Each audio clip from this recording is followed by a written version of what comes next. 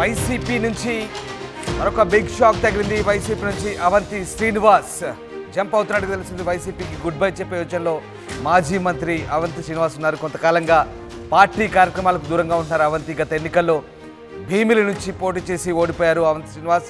ఓటమి తర్వాత పెద్దగా బయటకు రాలేదు అవంతి శ్రీనివాస్. భవిష్యత్ రాజకీయంపై కార్యకర్తలు అనుచరులతో మంత్రాలు జరుపుతున్నట్టుగా తెలుస్తుంది. గత ఎన్నికల్లో భీమిలి నుంచి పోటీ చేసి ఓడిపోయారు అవంతి శ్రీనివాస్. ప్రస్తుతమైన వైసీపీకి గుడ్ బై చెప్పే యోచనలో ఉన్నట్టుగా తెలుస్తోంది. దీంతో వైసీపీకి మరొక షాక్ ఇవ్వబోతున్నారు కీలక నేత. గత కొంతకాలంగా పార్టీ కార్యక్రమాలకు దూరంగా ఉంటున్నారు అవంతి. గత ఎన్నికల్లో భీమిలి నుంచి పోటీ చేసి ఓడిపోయారు. ఓటమి తర్వాత పెద్దగా బయటకు రాలేదు. అయితే తాజాగా ఆయన భవిష్యత్ రాజకీయంపై కార్యకర్తలు అనుచరులతో మంత్రాలు జరుపుతున్నట్టుగా తెలుస్తుంది. బహుశా ఆయన తెలుగుదేశం పార్టీలోకి చేరబోతున్నారంటూ వార్తలు వస్తున్న నేపథ్యంలో అవంతి శ్రీనివాస్ ప్రస్తుతం వైసీపీకి గుడ్ బై చెప్పే యోచనలో ఉన్నట్టుగా తెలుస్తుంది. మా కరెస్పాండెంట్ వర్మ జాయిన్ అవుతున్నారు వైజాగ్ నుంచి. వర్మ, అవంతి శ్రీనివాస్ వైసీపీలో చాలా కీలకంగా ఉన్నటువంటి నేత. సో ఆయన ఇప్పుడు వైసీపీకి గుడ్ బై చెప్పబోతున్నట్టుగా తెలుస్తోంది. సో కొంతకాలంగా పార్టీ కార్యక్రమాలకు కూడా దూరంగా ఉంటున్నారు. మరి అవంతి శ్రీనివాస్ వైసీపీకి గుడ్ బై చెప్పినట్టేనా? ప్రధానంగా చూసుకోవచ్చు, 6 నెలలుగా ఇదే సస్పెన్స్ కొనసాగుతోంది. అవంతి శ్రీనివాస్ వైఎస్ఆర్ కాంగ్రెస్ పార్టీలో కొనసాగుతారా లేదా, ఆయన రాజకీయ భవిష్యత్తు ఏముంటుంది, చాలా సందిగ్ధంగా ఈ 6 నెలల నుంచి కొనసాగుతుంది. మరి కాసేపట్లోని ఈ సస్పెన్స్ కి అవంతి తెర దింపేలా ఉన్నారు. ఈ ఉదయం 9:30 ప్రాంతంలో ఆ ఇంటి దగ్గర ఒక ప్రెస్ మీట్ ఏర్పాటు చేశారు. ఈ నేపథ్యంలో ఆయన పార్టీ సభ్యత్వానికి ఆయన రిజైన్ చేసే అవకాశాలు కనిపిస్తా ఉన్నాయి. అయితే అవంతి అనుచరులు కానీ ఆ బంధువులు కానీ చెప్తున్న బట్టి కొన్నాళ్ళు అవంతి శ్రీనివాస్ రాజకీయాలకి దూరంగా ఉంటారని చెప్తున్నారు. కామన్ గా ఇలాగా ఒక బిగ్ షాట్ ఏదైనా పార్టీ నుంచి వెళ్ళిపోతున్నప్పుడు ఇదే మాటలు చెప్తూ ఉంటారు. ఈ నేపథ్యంలో త్వరలోనే ఈయన అవంతి శ్రీనివాస్ పార్టీ మారే అవకాశాలు ఉన్నాయి. అయితే ఇక్కడ భీమిలి దగ్గరికి వచ్చేటప్పటికి ఆయన భీమిలి నియోజకవర్గం నుంచి ఈయన పోటీ చేశారు, అలాగే ఓడిపోయారు. అయితే ఆయన ప్రత్యర్థి గంటా శ్రీనివాస్ బలంగా భీమిలి నియోజకవర్గంలో ఉన్నప్పుడు ఆయన టీడీపీలో చేరే అవకాశం ఉందా, లేకపోతే ఆయన 2009 నుంచి చూసుకుంటే కనుక ప్రజారాజ్యం పార్టీలో ఆయన తన ప్రస్థానాన్ని కొనసాగించారు.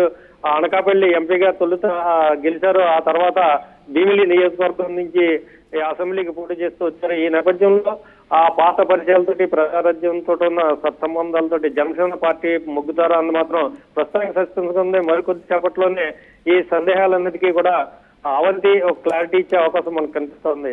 రామదాస్ రైట్. అంటే మరి అవంతి శ్రీనివాస్ ఒకవేళ వైసీపీకి గుడ్ బై చెప్తే కనుక ఏ పార్టీలో చేరే అవకాశం ఉంది? టీడీపీ వైపు వెళ్తారంటూ కొంత ప్రచారం సాగుతుంది. అలాగే మళ్ళీ జనసేన వైపు కూడా వెళ్ళే అవకాశం ఉన్నట్టుగా వార్తలు వస్తున్నాయి.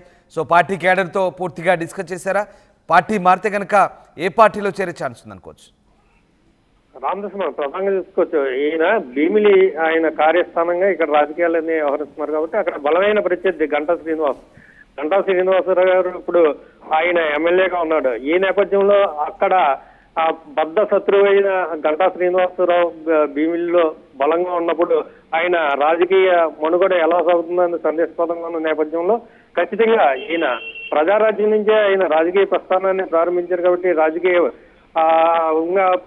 పైకి ఎదిగారు కాబట్టి ఈ నేపథ్యంలో జనసేన వైపు ఎక్కువ మొగ్గు చూపే అవకాశం ఉందని అనుచరులు అయితే చెప్తున్నారు. అయితే అవంతి మనసులోని మాట మరికొంత చెప్పట్లో మనకు తెలిసే అవసరం ఉంది. అయితే ఇక్కడ చెప్తుంది బట్టి ఆయన అనుచరులు కానీ ముఖ్య అనుచరులు చెప్తుందని బట్టి రాజకీయాలకు కొంత దూరం కొంతకాలం పాటు దూరంగా ఉంటారని చెప్తా ఉన్నారు.